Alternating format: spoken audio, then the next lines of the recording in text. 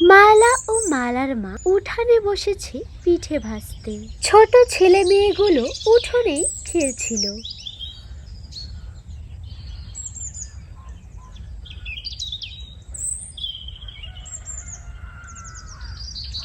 পিঠেগুলো ভাজা হলে সেগুলোতে চিনি দিতে হবে, চিনি দিয়ে ভিজিয়ে রাখতে হবে, তারপর তৈরি হবে পিঠা।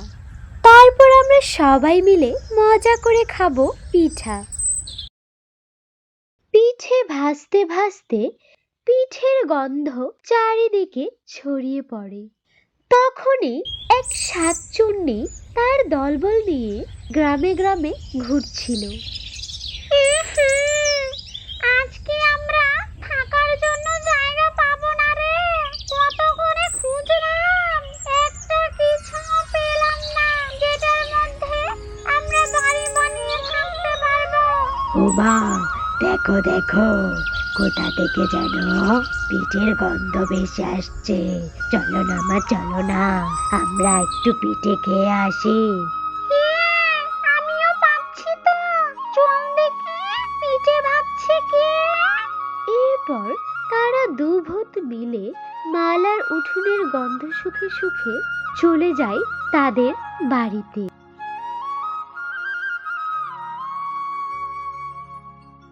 ওই দেখ রে, কি সুন্দর সুন্দর পিঠে ভাজছে। মা, চলো চলো, ওই পিঠের মধ্যে ঢুকেই আমরা আজকে রাতটা কাটিয়ে দিই। তুই ঠিক বলেছিস, চল চল। এরপর তারা দুজন ছোট্ট হয়ে যায় আর পিঠের ভিতরে ঢুকে যায়।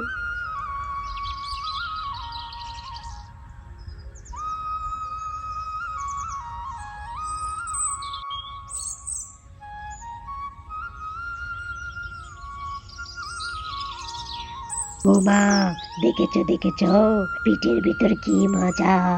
এই শীতে গরম গরম লাগছে, একটুও ঠান্ডা লাগছে না। হ্যাঁ রে, তুই ঠিক বলেছিস, আজ থেকে আমরা এখানেই থাকবো, কেমন? হ্যাঁ মা, তুমি যা বলবে। আর তারা পিঠের ভিতরে ঢুকে পড়ায় পিঠেটা ফুলে মস্ত বড় আকার ধারণ করে। মা, ও মা, দেখো দেখো, পিঠেটা কেমন বিশাল আকার ধারণ করেছে। হ্যাঁ রে, আর পিঠের ভিতর থেকে কেমন যেন শব্দ পাওয়া যাচ্ছে, কানটা পাততো। তারপর মালা তার কান পাততে শুনতে পায় পিঠের ভিতরে পেতনিরা কথা বলছে। মা, সর্বনাশ হয়ে গেছে, পিঠের ভিতরে শাকচুন্নিরা বাসা বেঁধেছে। কি বলিস? তাহলে তো মস্ত বিপদ। দাঁড়াও মা, আমাকে একটু ভাবতে দাও। এরপর মালা কিছুক্ষণ ভেবে একটি বুদ্ধি বের করে। মা দেখো, আমি ভূতগুলোকে দিয়ে কিভাবে আমাদের কাজ করিয়ে নিই। এরপর মালা ভূতদেরকে উদ্দেশ্য করে জোরে জোরে বলতে থাকে, 1 ঘন্টার মধ্যে চাল ভেঙে আটা গড়ে দিতে হবে, নইলে পিঠের ভেতরে যারা আছিস তাদের পিঠে ভাঙবো চাটা। এই দেখবে, ওরা নাকি আমাদের পিঠে ছাটা ভাঙবে রে। এ তো আমাদের দেখে একটুও ভয় করে না। এবার কি করি আমরা, কি করি? চলো মা চলো, আমরা তাড়াতাড়ি করে ওদের আটা এনে দিই, না হলে কিন্তু আমাদের জাটা পেটা করবে। এরপর ওরা আবার ছোট হয়ে যায় আর পিঠে থেকে বেরিয়ে তারা ছুটতে যায় ঢেকির পাড়ে আর তাড়াতাড়ি করে চালগুলো ঢেকিতে দিয়ে আটা বানাতে থাকে। নে নে, তাড়াতাড়ি কর, 1 ঘন্টার মধ্যে আমাদের আটাগুলো তাদের কাছে পৌঁছে দিতে হবে। এরপর তারা দুজন মিলে অনেক পরিশ্রম করে 10 বস্তা আটা সেখানে তৈরি করে রাখে। পেতনিরা তাদের কথা মতোই কাজ করছে। শুধু কি আটা দিলেই হবে? আবারও 1 ঘন্টার মধ্যে চাই 10 কলসি খেজুরের রস। ও মা, দেখো দেখো, এত কষ্ট করে ঢেকিতে চাল ভাঙলাম, আবার বলে নাকি খেজুরের রস চাই। এই মানুষরা কত বড় খারাপ মা, দেখো দেখো। হ্যাঁ রে, তুই ঠিক বলেছিস, কিন্তু কি আর করার, এই পিঠের ঘরে থাকতে হলে আমাদের তো ওদের কথা মতোই চলতে হবে। চল চল, প্রত্যেকটা গ্রামে গিয়ে খেজুরের রস জোগাড় করি গে।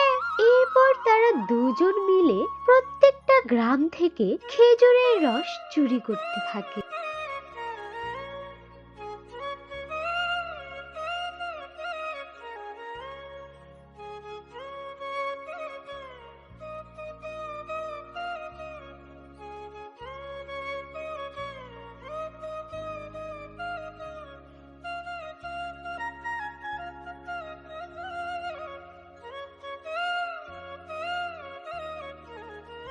যাক বাবা, আর মনে হয় আমাদের কিচ্ছু করতে হবে না মা। চলো চলো, আমরা এবার ঘুমিয়ে পড়ি। শুধু কি রস দিলেই হবে?